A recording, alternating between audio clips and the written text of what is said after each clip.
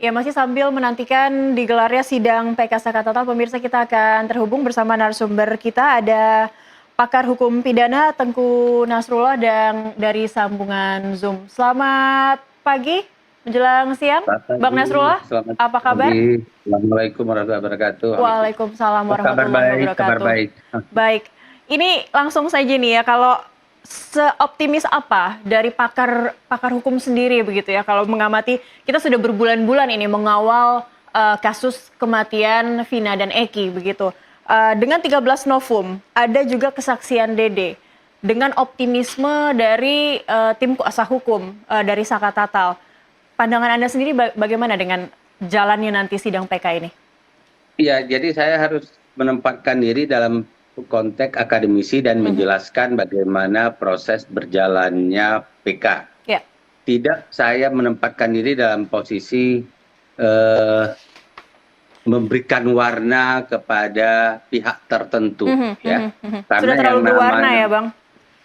saya tidak mau memberi warna apapun, karena bisa saja saya sebagai seorang lawyer praktisi hukum, saya bisa membaca warnanya, tetapi itu kan akan ada proses persidangan. Kalau saya memberikan warna, sebenarnya saya dalam pengertian hukum yang baik, saya telah mengajarkan kesesatan kepada masyarakat. Baik. Ya, kalau media dan ya rame-rame masyarakat medsos boleh saja memberikan warna, tapi kalau Anda minta saya dalam kapasitas sebagai akademisi, salah saya kalau saya berikan warna seperti itu. Baik, Namun bagaimana saya pandangannya? mengatakan begini, PK Sakatata ini memang saya rasa perlu diajukan oleh Sakatata jika dia yakin bahwa dirinya bukan pelaku. Oke. Ya, karena sampai saat sekarang ini soal dia sudah keluar itu masalah lain, tapi ada label yang melekat pada dirinya, yaitu narapidana kasus pembunuhan.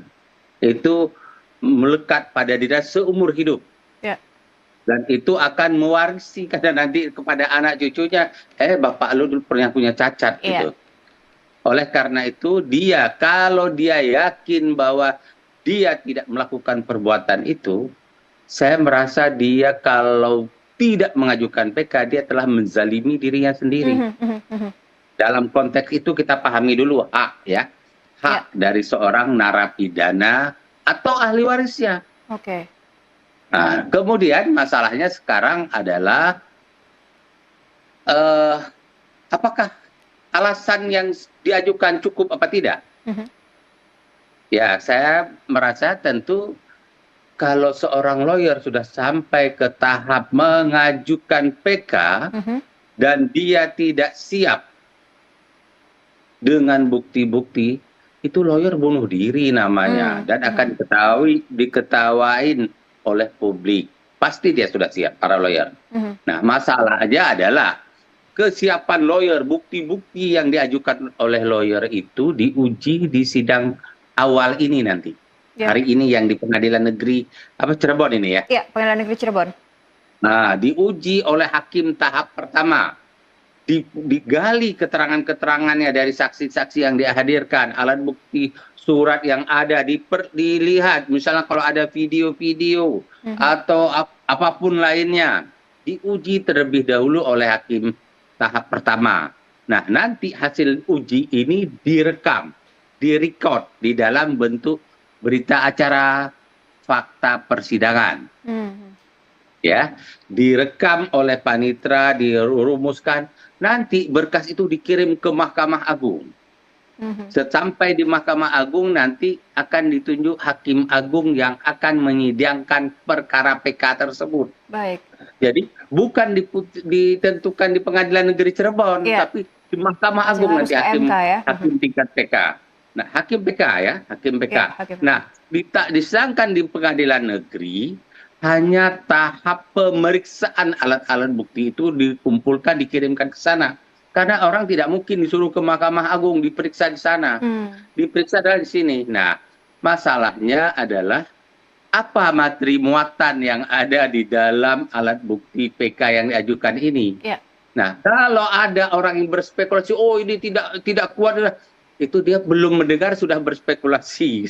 Saya menganggap bahwa sebaiknya dengar dulu hari ini. Oh, oke. Kalau ada mungkin pakar-pakar yang ingin memberikan ulasan, dengar dulu apa yang diterangkan oleh saksi-saksi atau bukti-bukti apa yang diajukan oleh lawyer. Setelah selesai semua, baru dia memberikan analisis. Oh, ini menurut hemat saya nggak kuat. Boleh saja, bukti ternyata salah analisisnya.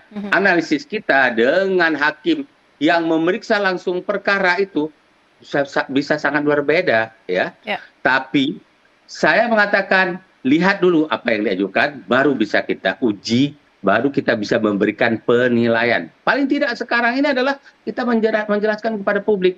Nah, sekarang saya ingin menghimbau kepada seluruh lapisan masyarakat, terutama aparat penegak hukum, ya, hormati hak yang diajukan Sakatata ini.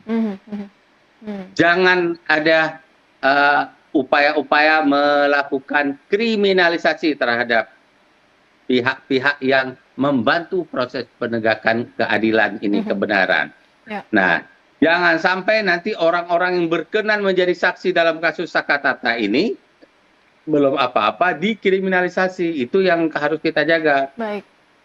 Kan Sakatata ini sedang memperjuangkan haknya. Nah, terus satu yang paling penting, bahwa saksi-saksi yang pernah diajukan oleh dalam perkara Sakatata dulu, yang dulunya kan sudah beredar ya informasi seperti itu, ya. Dulunya itu justru memberikan keterangan yang merugikan Sakatata. Iya. Ya, sekarang katanya, masih dalam katanya, saya mendengar dari berbagai media bahwa yang bersangkutan mau mencabut keterangan yang dulu, mau memberikan keterangan baru. Ya, oke. Kalau keterangan dulu Anda cabut di ruang sidang, berarti keterangan yang Anda berikan dulu di ruang sidang, Anda memberikan keterangan palsu di bawah sumpah. Artinya itu bisa, Ya kan?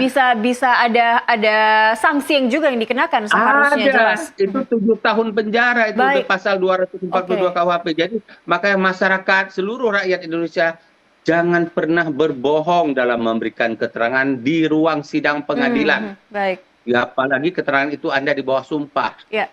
Nah, bisa saja Anda di tahap penyidikan di BAP, Anda keliru dalam memberikan keterangan. Tapi tidak ada sanksi kalau keliru di BAP. Waktu di BAP di tahap penyidikan. Tapi kalau sudah masuk Di ke ruang sidang, sidang, baik. Anda sebelum memberikan keterangan disumpah terlebih dahulu. Ya. Kalau orang agama Islam, kalimat sumpah, demi Allah, saya bersumpah bahwa akan memberikan keterangan yang sebenar-benarnya dan tidak lain dari yang sebenarnya. Itu sumpah. Ya. Karena kalau seseorang memberikan keterangan palsu di bawah sumpah, dia diancam dengan pidana 7 tahun untuk perkara secara umum, ya, Baik. perdata kayak Maupun pidana. tata usaha negara kayak, ya. Tapi kalau dalam perkara pidana, bila keterangan itu merugikan terdakwa, maka ancamannya meningkat menjadi 9 tahun. Nah, tentu para saksi ini yang akan memberikan keterangan hari ini tahu resiko ini. Maka jangan berbohong lagi. Baik.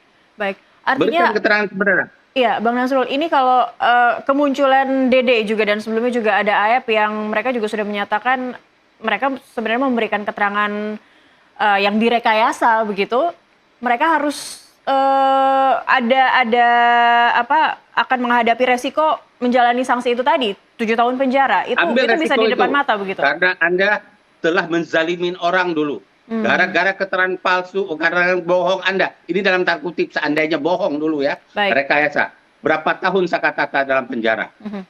Label dia sekarang Sakatata. Ambil resiko bahwa bisa saja Anda dipidana karena keterangan palsu. Untuk Anda bersihkan diri Anda. Untuk Anda tebus kesalahan Anda yang sudah Anda zalimin orang.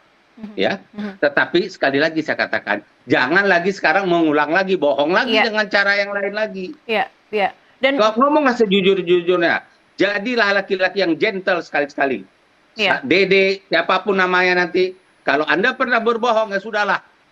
Sudah pernah terjadi dulu. Perbaiki kesempatan sekarang. Pada kesempatan ini, Anda perbaiki diri Anda berikan keterangan sebenarnya.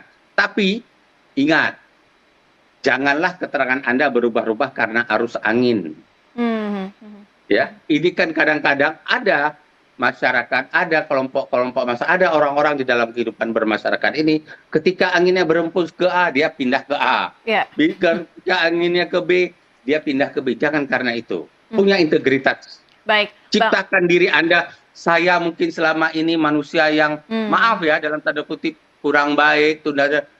Insya Allah saya berjanji kepada Allah, ya keluarga saya, diri saya, Baik. hari ini saya mau menjadi manusia yang berintegritas. Iya. Itu yang Anda ciptakan.